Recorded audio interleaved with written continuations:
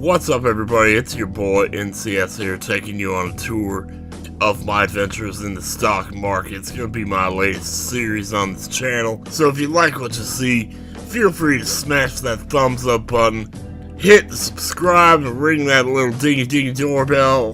Thank you very much. Here we go. No, but seriously, I thought I'd kind of take you on a tour over my portfolio here, just because, people were curious about what I was doing.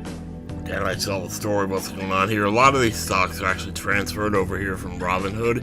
Because when I first started, I got on with Robinhood, but then it turned out they were kind of, iffy. There's a little bit of shady stuff there, so I kind of had it all transferred to my Webull account. I also have a Fidelity account with a few more stocks going on there, but I'm not going to mess with that right now. I'll just show you this one because this is where the majority of my stuff is. Because I want to efficiently operationalize my strategy and invest in world-class technology. Leveraging my core competency. The idea here is to holistically administrate exceptional synergy while setting a brand trajectory, and with this proven methodology should come a strong commitment to quality, effectively enhancing my corporate synergy. So that's the idea. Starting from the top here, we got Lordstown Motors. I basically bought this one because it has the Lord in it, and you can't go wrong with the Lord. So I have like 8 stocks in that. I think I just noticed it one day and it was kind of like, oh hey, And then there's VJack. I pretty much bought this one because it looks like vagina. I thought, there's always a good market for vag. The actual answer is that this is what they call a SPAC. They're going to be merging with some other company later in the summer, supposedly. When that happens, they're supposed to jump up a little bit, so maybe something will happen there. So I'm just kind of hanging on to it. I didn't put a huge amount into it, but whatever.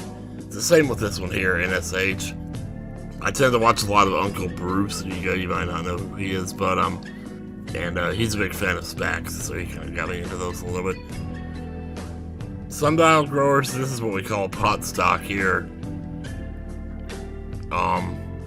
It's literally a stock for pot, Well, you can't see much now because it just started the new quarter. So, it probably wasn't the best time to record this video, but well, there was no other time I could record it, to be honest. Village Farms is another pot stock. It's a little bit more expensive. I'm not sure what I was thinking when I bought that. I don't even remember. But I'm also a huge fan of the Village People. And there's not exactly a YMCA stock as far as I know. Actually, there probably is. I'm not sure why I haven't bought that yet. Should get on that. Nokia, I've kind of just been hung on to it. I'm not even sure why, really. When I first jumped onto the stock market, it's because of the whole GameStop thing. But at the time, people were also saying, well, you should also buy AMC and Nokia and BlackBerry. So as you can see, I still have the AMC as well.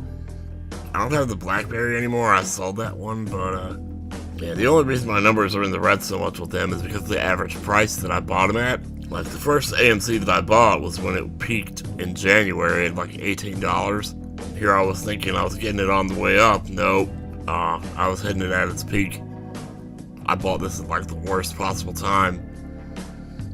And so everything I bought with AMC since then has been like only when it goes under $10. So as to try to get my average price per stock back down. I've gotten it down to 10.9 from the 18 that it started at.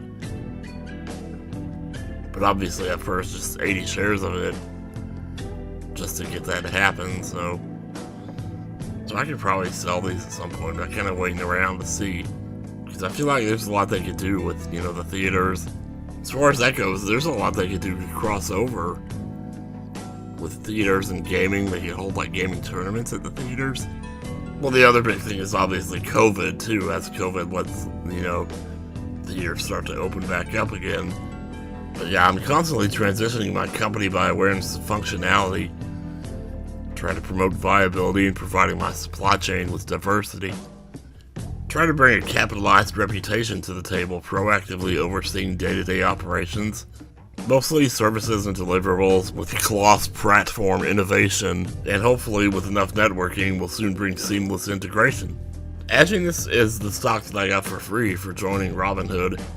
It was like the first stock I've ever owned in my life, you know, so I kind of grew attached to it. Didn't have the heart to sell it, and I started watching it, and it seemed like it had a little bit of potential, so I bought enough to get my up to 10 of them. Ford Motors, well, you know what Ford is, you know what Ford stands for, is found on road dead. So, F's in chat for that one. That's why I bought it, though. It's because I wanted to take part in the F's in chat for Ford. So, there's that. G&W is another free stock I got for joining Webull, so there's that. Starboard is another spec. Plus this one also looks like vagina. So, yeah. Fortress is another one of those you hear about every now and then, and when people talk about it, they're like, oh, well, you gotta get in on this one. And I'm not sure. I haven't done a lot of research on this one, but then I didn't buy a lot of it either, so it's there, you know, what if something happens later, you never know. Gore's Holdings, as you may know well, I'm a huge Al Gore fan. Big environmentalist, yeah. And with each stock you buy in this, a tree gets planted in Al Gore's name. So when I die, they'll plant 5 trees for Al Gore. So I think that'll make him happy. IBM is irritable bowel movement, so I had to buy a stock in there just in case, you know, in the bathroom. You know, when I was in high school, my law teacher, or economics teacher rather, he used to follow the stock market. And he let us all, like, purchase a stock at the beginning of the school year. And then every single week we would look over, you know, what the stocks gained. And whoever owned the stock that went up the most, they would get like 4 extra credit points on their test that week. And IBM got it for me just about every single week. But I knew, even back then, that buying in on computers was going to be the way to go, so that's what I did. But I also picked IBM because it didn't have the letter S in it, and I had a Lisp back then. So, yeah.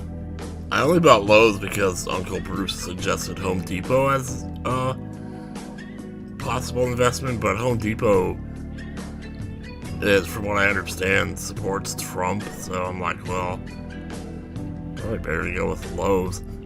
I don't know, maybe Lowe's does too, but either way, Lowe's is making out pretty good for me over here, so got no complaints there. And last but not least, obviously, GameStop. I have 10 shares here, and a pretty nice average price for this. GameStop was another one where I made the mistake of buying in when it was really high back in January. And it's been a hell of a journey trying to get that average price back down, but somehow now I got it down to about 45, so at least it looks.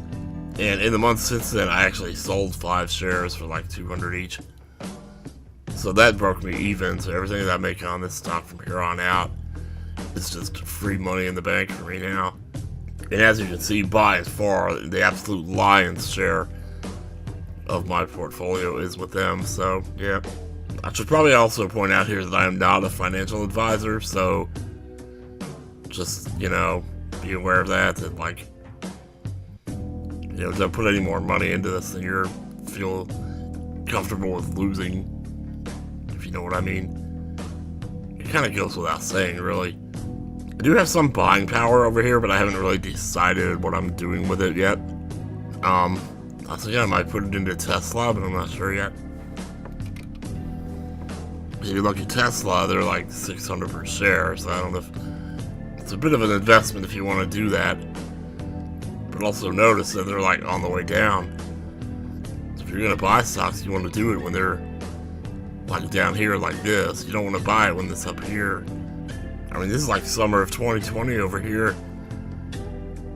Back then, it was like 150 per share. So it's literally quadrupled just in the last 9 months. I mean, shit. It makes you wonder, you know, buy this now. Yeah, it's kind of fun to look at these, so to zoom in and out and see like what's really happening. If you look at what's happening in the last hour, it looks like it's going up. If you look at it hour by hour, just in the last day, it's gone up. Keep my eye on a few other ones here, like, oh, I don't have any of the orgasm stocks, so I want to get some of that. Realistically, this is real estate, but it's good for like long term. investments, and maybe you want to do that. I don't know. The only thing that scares me about this one is the drops, but then again, well, that was because of COVID, and now it's recovering back from that, so maybe this is a good time to get in on it. I don't know. There's Airbnb is kind of the same thing, you know? Maybe you'd want to get in on that for the same reason. Wow, Airbnb is like really spiking. I haven't really gotten into like the, you know, officially like going into that minute by minute trading where you try to get really fast money. The cool thing about Webull though is you can go over here, click this over here, paper trading, and you can just play with it. They'll just give you like $1 million here and say, here, do with this what you will. And it's all fake money. Like paper money. You just play around with it, see what you can do, and practice with it, you know. Robust and scalable, bleeding edge, and next generation best of breed will succeed in achieving globalization, baby.